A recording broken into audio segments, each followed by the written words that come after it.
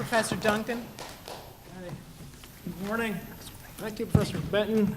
I'd like to express my thanks to NYU, Professor Casey and Lee. My parents are here from Albany, Kay and Dave Duncan. My friend Mike Pfeiffer, a grad school friend. He's at John Jay, who tried to keep Catholics from achieving religious liberty in the 1770s. I don't blame Mike for that, but anyway, he's here with us today too. Last night, watching the reading, the brilliant performance by the actors, it was astonishing to see Andrew Morris and Dennis McCarthy. DeWitt Clinton, of course, well, he has his own thing, but those two fairly obscure Catholics being brought to life on stage, just amazing. I'd like to find out who that nameless chair of the Board of Trustees was. That's a minor point, but I'd like to know the name of that person. It would add to our understanding of this. So, following Professor Burke, I'd just like to give a brief history of Catholics in New York leading up to the Catholic question of 1813, the Phillips versus the People case. This, Catholics in New York, colonial New York, were in a very strange position. And when I first started doing my research in Iowa in the 90s, I read a few books on early New York, and I was always told the cheery story of pluralism, diversity, toleration. New York is home to a variety of different Protestant churches, a synagogue. And I thought, well, okay, of course, that makes sense. Then I started looking into it, and I stumbled across this event I'd never heard of, Leisler's Rebellion, 1690. I mean, every 5-year-old kid in America has heard of the Salem witchcraft trials, but at the same time in New York, colonial New York, there was a similar witch hunt against Catholics. Now, as Martin just reminded me, Catholics can be belligerents too. I don't want to fall into the Catholics always right, Protestants always wrong dichotomy, but Catholics were chased out of New York unceremoniously in 1690, 91, after Leisler's Rebellion, and their religion was prohibited, expressly prohibited. So the breezy assumptions that New York is a harbinger of the future of the United States, all I can say is I hope not, because for Catholics in New York, it was not particularly pleasant or pluralistic. The Catholics that did live there would go to Philadelphia for Mass if they could afford it. There was occasionally it would erupt in strange ways, like the 1741 New York slave conspiracy, where the authorities were convinced that slaves in league with the French and the Spanish and underground Catholics were attempting to burn down their city, and the fact that the first fire was set on March 17th only added to their suspicions, and people were executed, including a priest who was executed as a Catholic priest, which was a capital crime. He claimed to be a renegade Anglican. The authorities didn't buy it.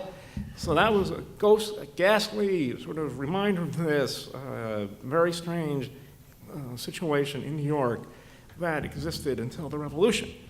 The Revolution is the event that changes it. I think Catholics in America benefited from the Revolution as much as any group in the country, and this is not fully appreciated, especially in New York. Before the Revolution, there's no freedom. After the Revolution, there was. The first churches opened at St. Peter's on Barclay Street in 1786. Without the Revolution, eventually, 1830s maybe, when things ease up in England, but we don't know. So it's a huge event for Catholics. Now, it doesn't really start out particularly good. In the 1750s, members of the Whig Club would meet and debate and question the British system. At the end of the meetings, they would inevitably toast the immortal memory of Oliver Cromwell. So that didn't really bode well for Catholics in the Revolution. As the Revolution formally starts 20 years later, once they decided King George was no good, and they were slow to move to that conclusion, but once they reached it, they reached it. And one of the things they accused him of was becoming a Catholic tyrant. So he's not just a tyrant, we've known that for a while now, he's somehow become a Catholic tyrant, and we have to separate. Now, during the Revolution, of course, wars change everything. Revolutions change, but the potential at least to change everything. And for Catholics, suddenly the logic of the war made them less suspect. They weren't necessarily committed. Why would they be, especially in this colony, to the established order. There was no logical reason for Catholics to want to uphold an order which discriminated against them. And they didn't have to be geniuses to figure that out. So in New York, the revolution was quite contested. And the patriots were very eager to look into their enemies. They established a commission for detecting and defeating conspiracies. Okay? It wasn't just the point of detecting conspiracies, you have to defeat them. And so New York had a long list of those who were under suspicion.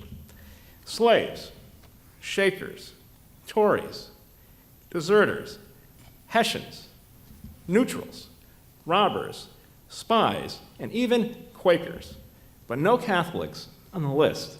So Catholics start to fall out of suspicion. The French alliance helps move things in that direction.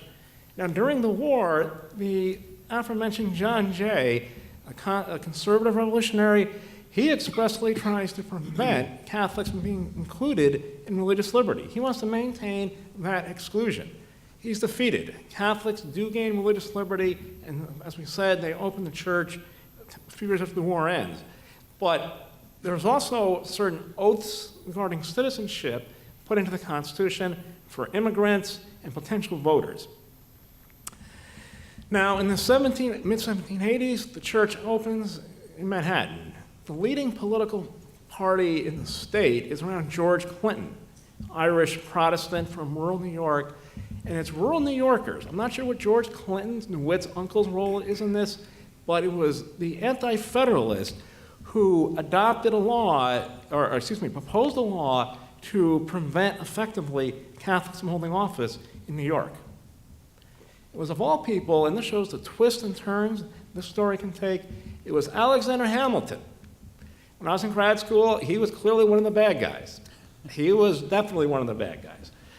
Well, and from the perspective of Catholics in New York, he was not. He had a national vision of a new nation, and he had been a Continental Army officer. He had met Catholics in Philadelphia, Pennsylvania, and Maryland, and he successfully defeated this measure.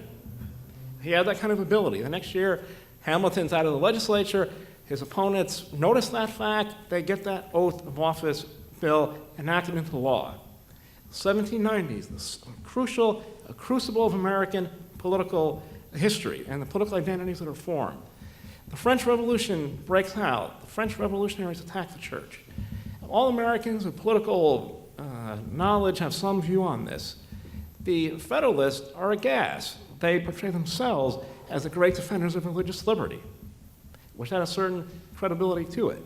The Republicans, they charge, with also some credibility, were hostile to religion. And Catholics, of course, would have noticed that it was their church under attack.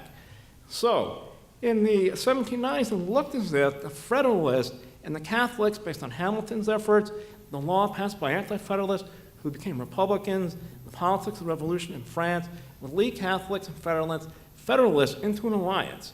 There's wealthy Catholic merchants at St. Peter's, Dominic Lynch, Andrew Morris, who was up on stage last night, so to speak, and others. But as historians have long noted, the Federalists blew it. They blew it. They were uneasy with immigrants, uneasy with poor people.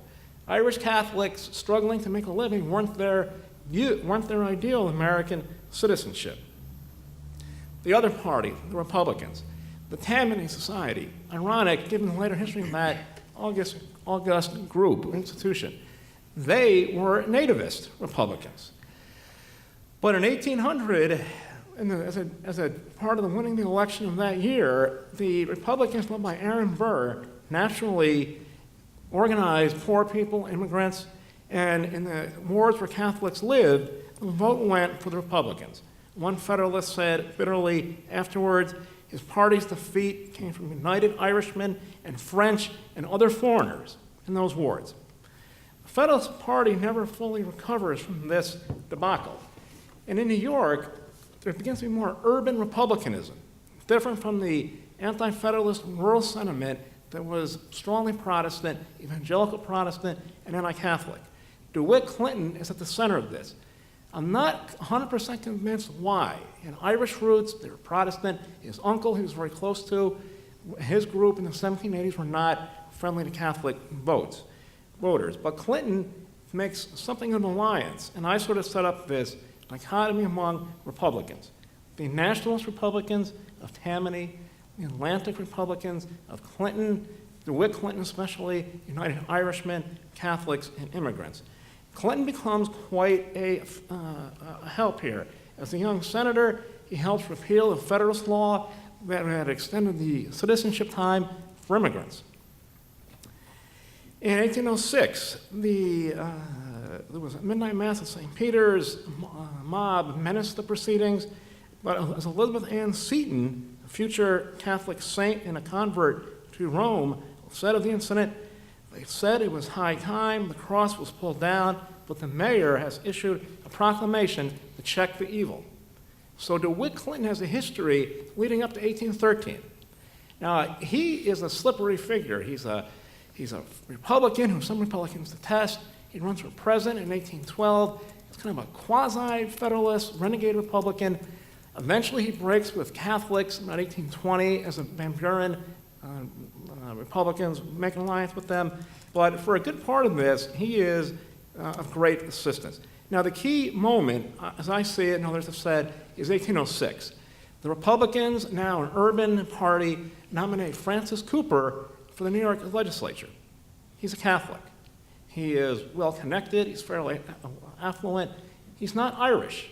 That probably helps. He's of German ancestry. He wins an election easily. The legislature will not revoke the oath in which he has to renounce his authority, his connection to the papacy. So Catholics in New York meet. 1,300 of them, both Federalists like Morris, Republicans like Cooper and others, sign a petition which they send to Albany. The Clinton party in there, including Richard Riker was here last night, and others, successfully overturned the oath.